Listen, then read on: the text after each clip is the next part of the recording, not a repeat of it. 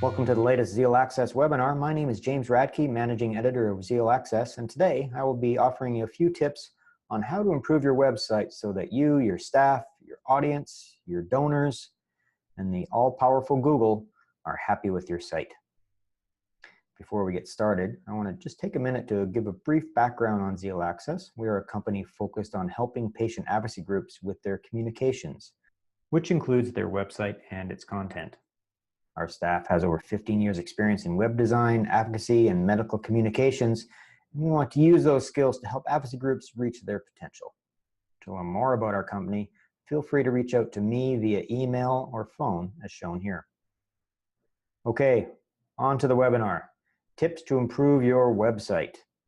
And the first tip is know your audience. Before building or redesigning your website, you want to ask a very, very simple question. Who are you trying to reach? The answer will determine the best way to design your website. Are you trying to reach doctors, patients, caregivers, donors, researchers? Most likely it's a combination of those groups, but you want to focus largely on a few and make sure that your core audience that you're trying to reach are getting the information quickly. For example, if you're trying to reach a doctor, can your website provide them with the information they need to help manage their patient's condition? Is it mobile friendly? Doctors are very, very busy, and they're going to get most of their medical information just using their phone. So here is an example of a really good website that is clearly geared towards helping doctors get the information they need quickly. It has symptoms, treatment, clinical trials, even a pamphlet that the doctor can print and give to the patient. I love this website, as would any doctor. If you want the website to be geared more towards the patient or caregiver, you want to ask yourself, does the website give them easy to understand text that is medically accurate? Does it provide information about insurance issues, upcoming meetings, nearby clinics? Is there contact information where they can reach out to get some feedback or answers to one of the hundreds of questions that are reeling through their head when they first get diagnosed? Here's an example of a good website that is geared toward the patient. It has a support section to learn about clinics, insurance, local groups. There's a nice photo highlighting the exciting fundraisers that they're involved with. A patient would want to be part of this group. On the other hand, many advocates want to focus on researchers. Can your website provide information about grants and upcoming conferences? That's what the researchers want to know. For example, Jesse's Journey may sound like another Walk Across Canada type fundraiser, and that's what it is, but its money goes to research, and they promote that research, and they celebrate the researchers, and they make it easy for the researchers to learn about the grants and how to apply. And this leads to the fourth type of audience, the donor. If you look closely down here, there's this big red button that says Donate Now, and it's tied to the research. Which brings us to the fourth type of audience. If you want one of your core audience members to be a donor, make sure the website provides them information about fundraisers and what the funds are being used for. Here's an example from ALS Canada. In the top right corner, the spot considered to be prime real estate is the Donate button. And look at that image. It's a nice little reminder of the Ice Bucket Challenge to let people know where the money is going. So that's it for the first tip. On to the second one, which is the 10-second rule. The 10-second rule is something commonly stated in the web development world. Sometimes it's the 11-second rule, sometimes the 5-second rule, the 8-second rule. But basically it means that if a person can't find what they are looking for in 10 seconds of opening your website, they will leave. So you want to ask yourself, will your website pass the 10-second rule? Here are a few tips to keep people interested in looking at your website. One, right in the home page on the top menu, you should only have 5 or 6 menu items. And the website should be easy to navigate. It should be modern looking, professional looking. It should open quickly. Does it look good on your phone? And is it up to date? I can't tell you how many times I go to an advocacy website and I go to the blog or the news feed and it's dated October 2016. I don't go back to that website. So here's an example of a really good website. 5 items on the top menu, a donate button, a scrolling image that changes every 5 or 6 seconds to keep the person on the site. Here we have a great image of an upcoming event. In contrast, here's a site hosted by a great group of people working really hard to help those with Fabry disease. I have met them on a number of occasions, and they always say they are struggling to find funds and keep their patient members engaged. The problem is right here. Everything about this site screams 1998.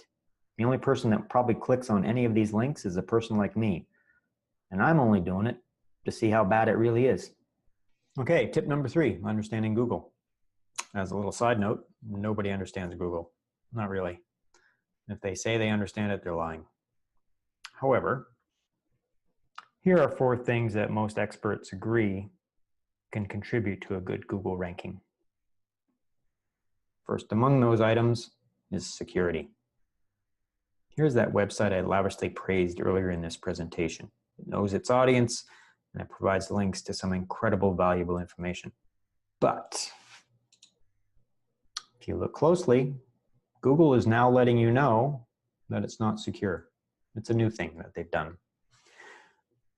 In the past, secure sites were only for those pages that were involved in people providing personal information or financial information. That is no longer the case. Google will punish your site if it is not secure. That's the bad news. The good news is it's not too difficult to add a security certificate to your website. Just contact your hosting service. You'll also have to update your website a bit. Feel free to contact me at Zeal if you want any guidance on how to do that. Once again, that email is jim@zealaccess.ca.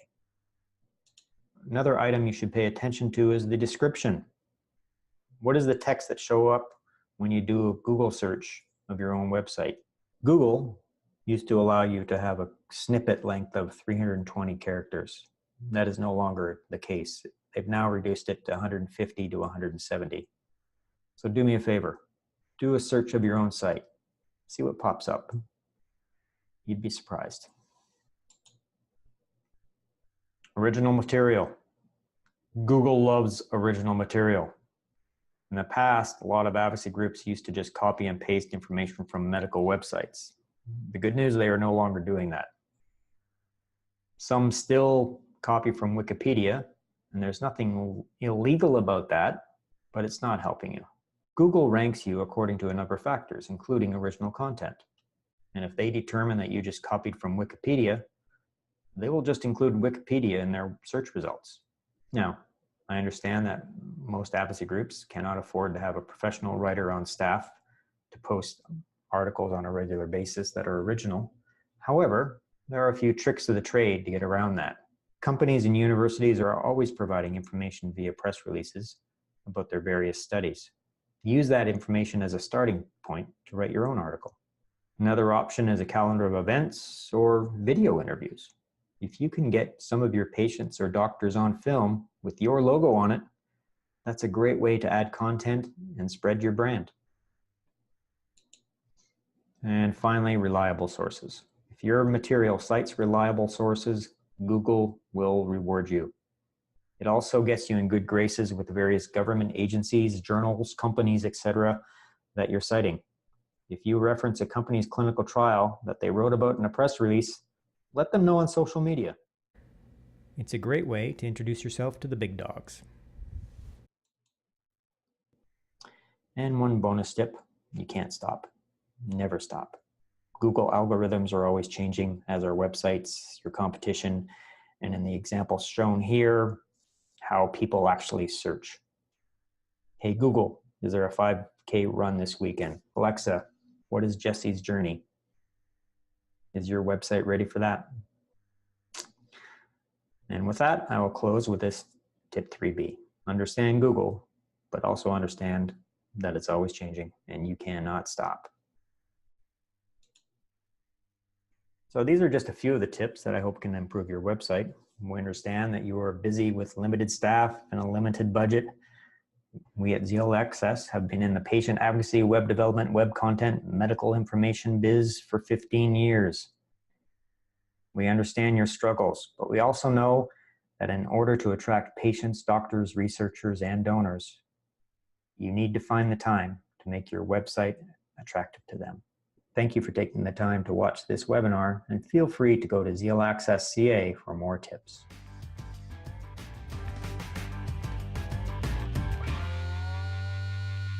Have a good day.